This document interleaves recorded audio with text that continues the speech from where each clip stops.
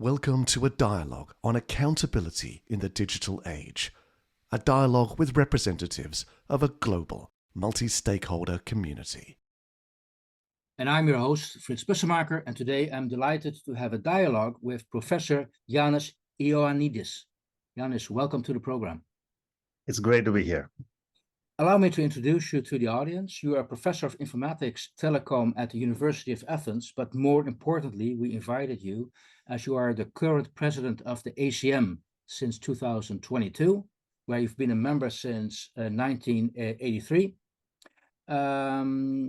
So again, welcome to the program. The ACM, the Association for Computing Machinery. Can you first maybe tell the audience a little bit about what the ACM does? Who is this organization? The ACM is the largest global organization for computing professionals, and its mission is to promote the art, the science, the engineering, and the application of computing, and help computing professionals in advancing their careers and serve both the scientific side and the education side and the industrial side. I mean, all contexts, how they can move ahead in their professional lives, having both the professional but also the public interests in mind. Promoting the open exchange of information and knowledge among them, and of course with people outside members, and of course doing all this openly, but also promoting the highest standards of ethics and professional conduct. So this is roughly the mission of ACM, and we have 120,000 roughly members around the world in 193 countries.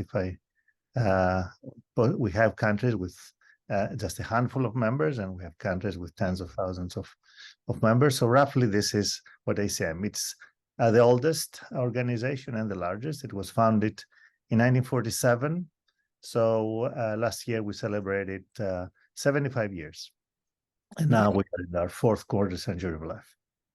1947, that's actually well before people realized computers existed, so before it became mainstream. Absolutely. The first meeting of ACM had 75 people, and it was decided to form it. It was in the east coast of the US, and actually it was called an Eastern Association for Computing Machinery, but already from that meeting it was conceived that the Eastern will be dropped so that it could be national, and then later go global, and that what has happened. And here we are, ACM, in its 76th year. And if I might add to that, also I understand the ACM hands out the Turing Awards. Yes, I mean, our activities are great, with great variety. I mean they're great as well, but also there's great variety in the activities. We are handing out we're awarding the Nobel in computing, as I said, because there was no computing at times of Nobel, and that's the Turing Award. For Alan Turing in his memory, I mean, the founder of modern computing, and we give it every year in addition with many other awards, the ACM Prize in Computing, and Breakthrough, a whole bunch of awards. I won't go down the list, celebrating and honoring those that have really advanced the field. Primarily with the scientific breakthroughs, but also with educational achievements, service achievements, promoting the community, taking care of the challenges that we all face, and computing is involved in a whole bunch of honors that we recognize. Also, we have many special interest groups that focus on particular scientific fields, and then the sub-communities of the ACM community, so to speak, gather together. They have conferences. They are related to particular subsets like the management of data, which is myself, special industry group on the management of data, or on computer-human interaction, graphics, programming languages, computers and society, computer science education, and many others. And also we have local gatherings. We have chapters. We have 680 chapters around the world, either around geographic region or geographic region and some special interest groups that are I mentioned. So there's a lot of grassroots efforts, local efforts, where computing professionals, students, and more advanced in their career people gather together, exchange information, invite speakers, and so on. So we're a very live and active organization. Well, thank you for that introduction, providing context who we're speaking to and who you represent, which is very significant. Now, I'm immediately going to drill down to one of the key things which got us triggered to reach out, and that's the code of ethics. ACM produced a code of ethics, and if I go to the code of ethics website, I very much like the very first sentence I read: computing professionals' actions change the world. I think that says it all. Absolutely. That provides the significance. I was wondering, could you take us along a little bit why the code of ethics was developed, but also how it was developed and how it's being used today? That first sentence from the code of ethics essentially, for me, captures the vision for ACM. ACM, I mean, I talked about its mission earlier, but the vision is to make the world a better place with our craft, with what what we do in our everyday lives as computing professionals. And the fact that we're changing the world is undisputable. There's no question about it. You cannot do anything without computing nowadays. I'm not judging if this is good or bad, but this is reality. And then the question is, since we are changing the world, are we making it a better world? And that's what the code of ethics is trying to capture. It's trying to capture the conscience of the computing professional, the conscience of society, and all of our members or potential members, which are, many millions and tens of millions around the world. And until a few years ago, computing professionals, we could be playing in our sandboxes, building castles without thinking of the impact of these castles. We couldn't just have fun and creating and enjoying and building and so on and so forth. And although the responsibility that we have against society at large existed in the past, maybe the impact was not so big, and we could, pretend to ignore it, but not anymore. Now, every single thing that we do has deep impact in people's lives, and we cannot go in the same way anymore.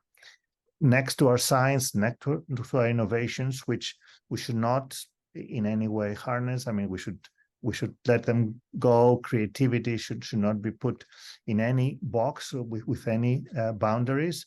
But next to it, we should grow the social responsibility. We should always be thinking about what's the impact of what we do, against any challenge, what should be the criteria that we put in place to come up with the right decision. Shall we do it or shall we not do it? Shall we do it this way or shall we do it the other way? And that's what the code of ethics is trying to achieve. Our first version of the code of ethics was actually 25 years ago, more or less, 1998, and or thereabouts anyway. I mean, the committee of concerned members and others got together and formed the first code of ethics.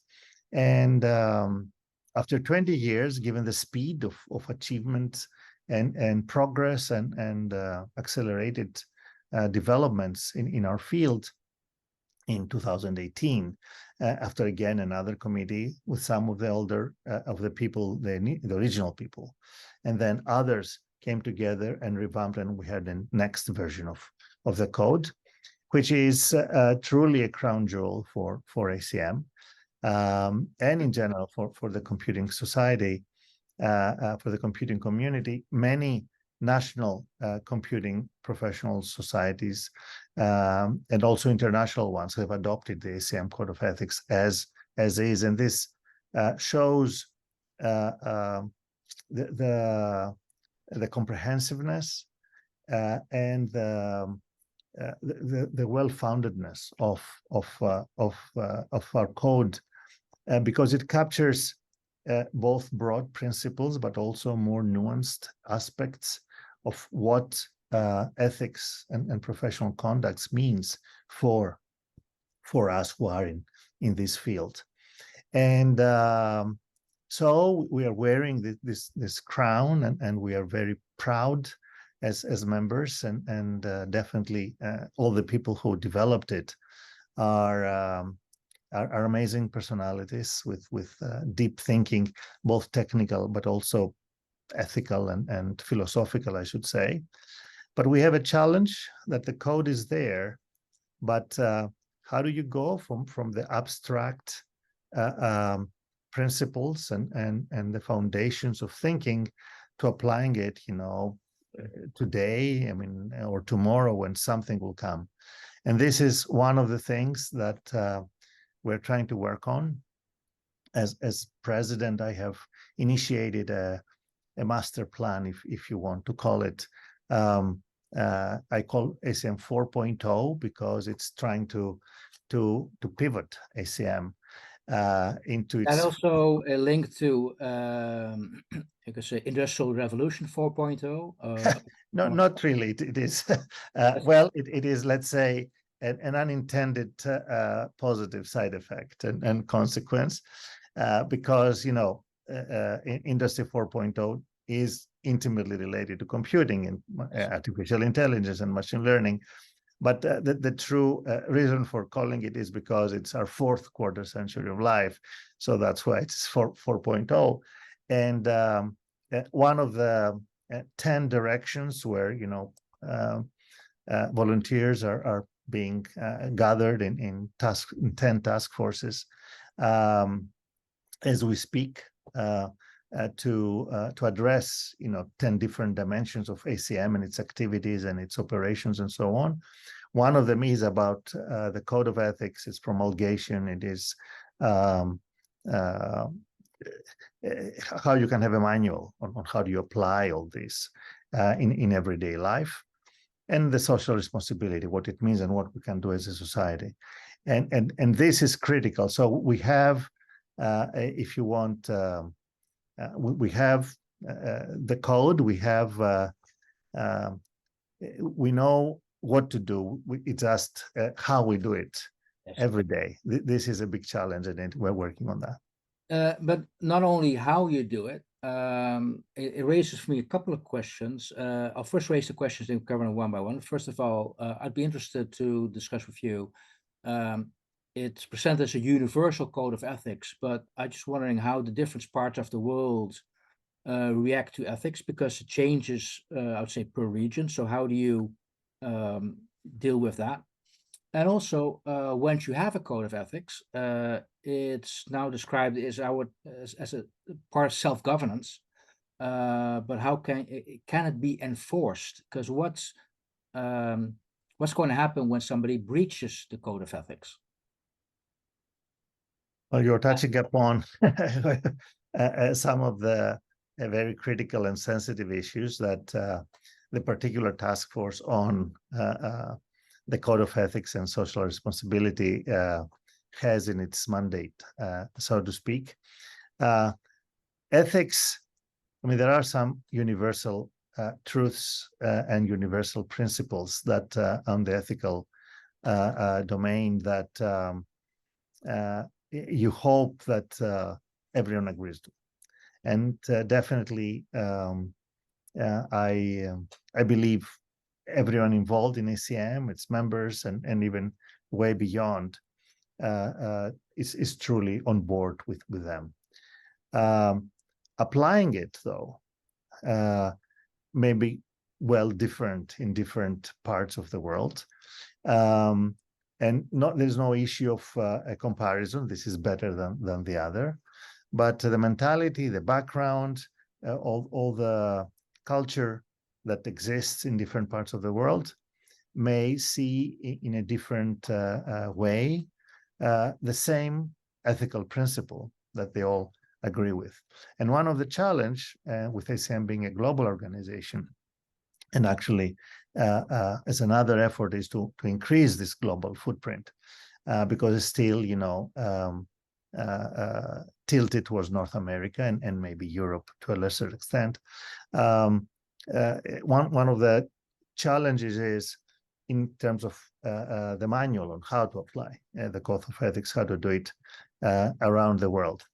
And you can only do it if you collaborate with local people, if you collaborate with people from the region or from the particular background, because there are religious backgrounds which are global. They don't have something to do with the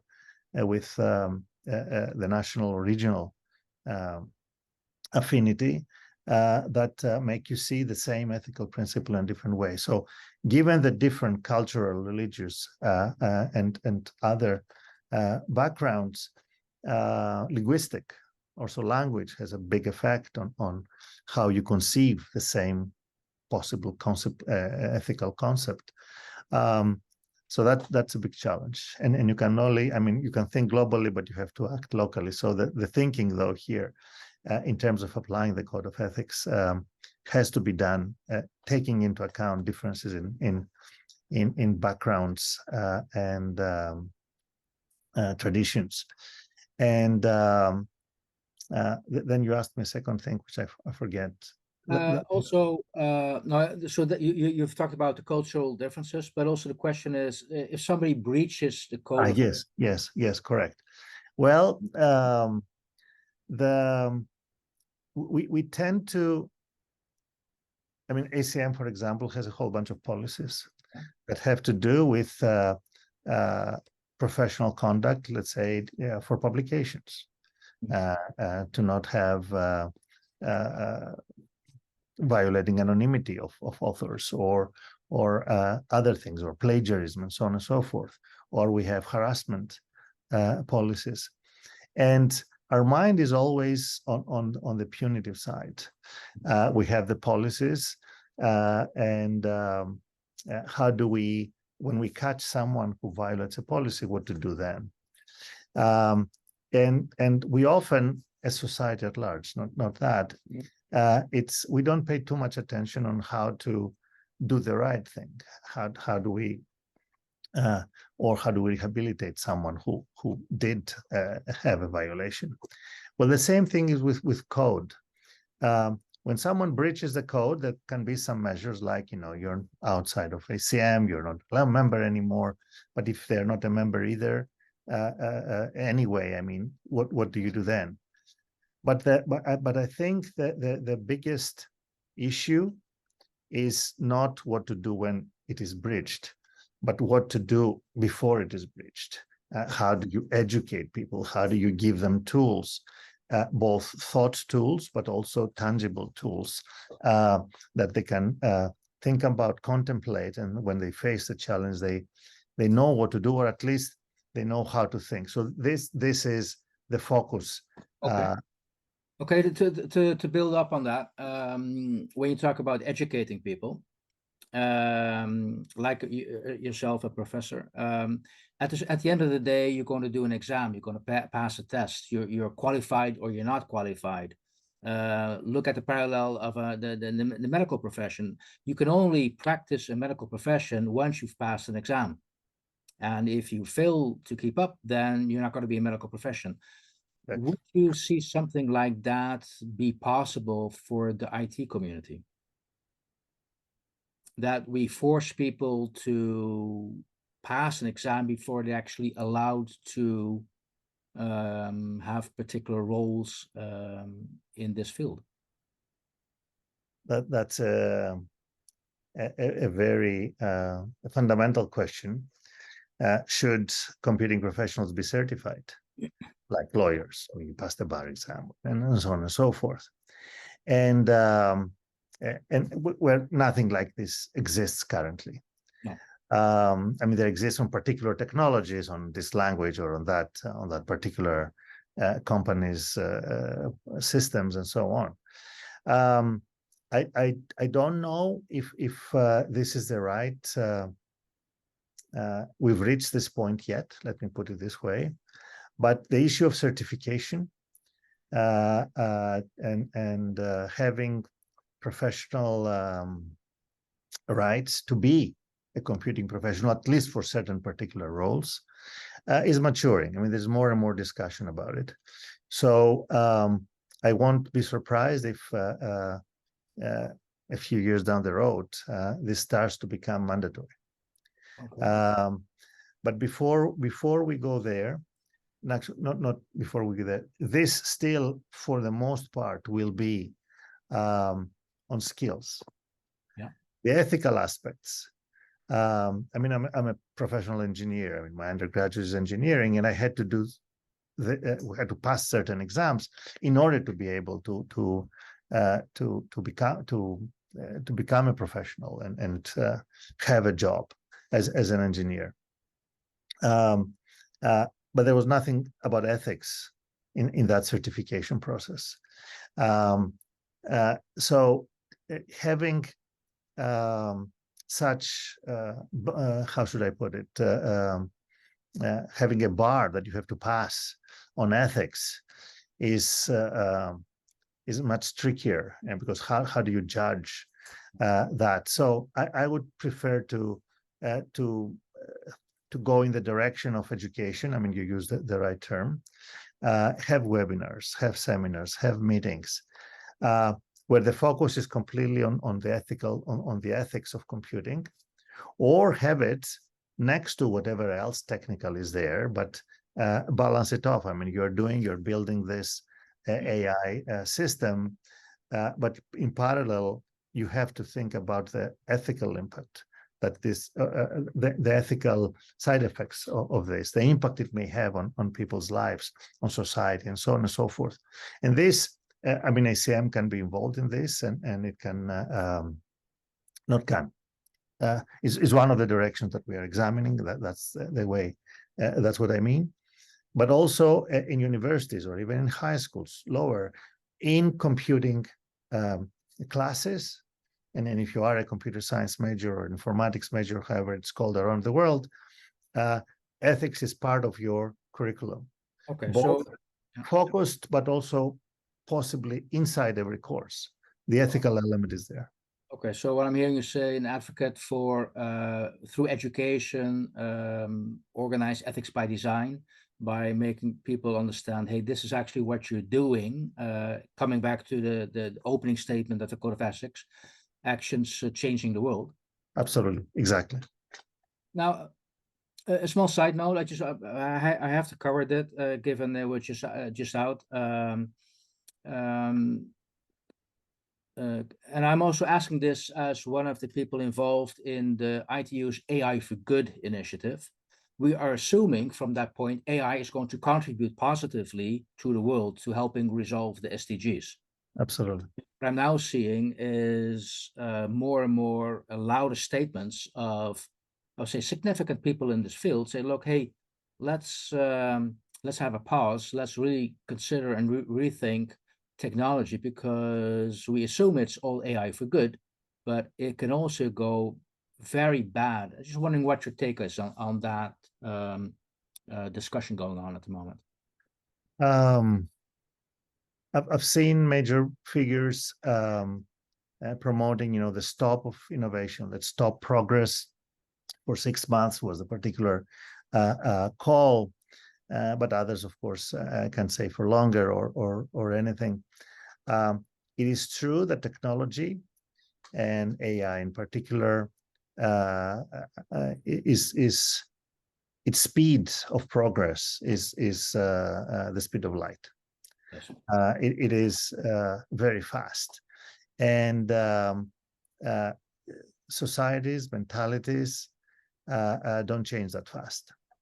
So society, and even listening from comments by people in my circles, which are not professionals, various ages, various backgrounds, and so on, they're either excited beyond reality, or they're scared beyond reality.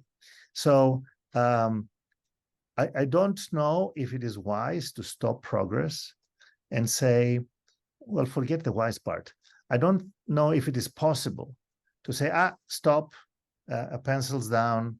You don't work on this anymore for 6 months, so that we can work on this other thing. First of all, any time frame for stopping the technological advancement is minute compared to the time you need for society's thinking to change. So I don't know what good six months will do. It may help, and I'm not against the particular initiative that was taken, and to a certain extent, I can see its benefits, but the benefits will not be what people think. I can easily see, continuing progress, but at the same time, without putting in artificial boundaries. I mean, boundaries may come, but or obstacles, but spending time, devoting time, as some people dedicated to it, but every one of us individually, spending a little bit of our time away from the technology itself, but thinking about its impact. It is critical. And to connect it with something that you said, so far the discussion has been about the code. It is how we computing professionals conduct ourselves, and this is intimately related with the challenges that our technologies create. Mm-hmm. Privacy, fake news, cheating, this is my paper, and a large language model created it, and so on and so forth. Tremendous challenge in education. I mean, how am I going to be testing or giving homeworks to my students? I mean, this is a huge discussion now in the education community. What do you do about that? And so on. So these are the challenges that we create, and we have a responsibility to think about their impact and see how we can take all the good that these advances give, but containing the negative things that they by nature they create. But there's also the other aspect, and you mentioned the UN Sustainable Development Goals. None of them, I mean, the Sustainable Development Solutions Network has created 6 transformations that indicate its transformation, which Sustainable Development Goals they address.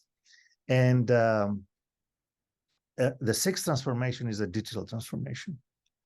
And it's the only transformation that affects all 17 Sustainable Development Goals. So we as computing professionals have a responsibility to work on achieving the Sustainable Development Goals, because none of them can be achieved without us. And another of these 10 task forces that I have created, are getting ready to be populated, with staffed and start their work, is what ACM can do, how it can be, if you want, the channel through which computing professionals, ACM members, come together, connect with people from other fields, other parts of society, other scientific disciplines or industry, for sure, and go after some of the big challenges, or one of the 169 targets that the goals have, or the 232 indicators that they have. Choose one for a particular reason, for a particular field, and go after it. So that's another major field. It's the social responsibility that we have in relationship to things that we don't create, or we may create as individuals and so on, but they exist in society even without computing. And that's why ACM is a sponsor of the AI for Good initiative of the UN, which focuses on the UN SDGs. And soon we'll be able to have instruments to do much more in that direction. Okay. One final question before we have to go, Yannis, and that is, you describe the world we live in, how you could say, and the role of digital, and you describe the issues we're facing. It's developing the speed of light. So we know, we see that the legal and regulatory framework cannot keep up with. That creates an accountability gap. What's your take? What's the first thing you would look at to bridge that gap, sorry? The first thing comes to mind, and that's a biased thing. I don't know if it is the first or the biggest or the most important, but it's very critical for those of us computing professionals who are in the research field, in the scientific field. How do you create science? Because everything that we do, even if it's not research, even the smallest piece of software, it's a creation, and we create it, and it's a scientific creation. And we as profession, we've made it easy for people to do this, but still it takes some creativity. So, but if we go into the strict research community, the philosophy of open science is very critical in that regard. And open science, I mean, there is one aspect of open science is open access. So whatever research has been funded by public money, the results, especially the publications, but also the data sets and so on, but definitely the publications have to be given out, open access for all. And ACM is well on its way in opening up its digital library in 2.5 years, roughly, completely open. But open science is a lot more than that. It talks about open data sets, open protocols, opening things up even before you are done, showing the failures, because this is a scientific contribution, opening reviews, because even a review of a paper is a scientific contribution and helps the scientific discourse. And this increases accountability of the researchers, of the scientists. It's transparency against the other scientific colleagues or society in general, and it makes us responsible. Scientific reproducibility is one of the holy grails, and it has we have largely failed, not just computing society, in general as science. Many of the publications, many of the important publications are not reproducible. I mean, the very first, if I may say, scholarly communication was Archimedes, getting out of his bathtub and saying "Eureka, Eureka," and finding, looking at the soap floating. But that was important because it was reproducible. Someone else did it in their bathtub and saw the same result. Reproducibility is key, and the way we do it outside of the realm of open science, so to speak, leads us to many non-reproducible results, which may be useful as results, but putting them in the right context and knowing, under which circumstances, forget malice, I mean, forget foul play, true play, but knowing the entire context, okay, and being transparent about it, open, leads to reproducibility and repeatability and all its nuanced, these related concepts. But the key thing is accountability. It's accountable against our funders. It's accountable against our colleagues, and more than that, accountable to society. So moving in open science, and that's another task force that will be looking into how computing can help open science of all sciences, because you cannot have open science without computing, but also how do we employ it in our profession, in our scientific computing science endeavor. is key. There are many other aspects of accountability, but I think this is one that is very close to my heart and to ACM as well. Great. Hey, Yannis, I want to thank you so much for sharing your insights, some very valuable lessons you've shared with us. Again, I want to come back to that opening statement in the Code of Ethics. Computing professionals' actions change the world. And I want to thank you so much with your take on how ACM is playing its role. Thank you so much. Fritz, it was a great pleasure having me. Thank you for the invitation. I really enjoyed it.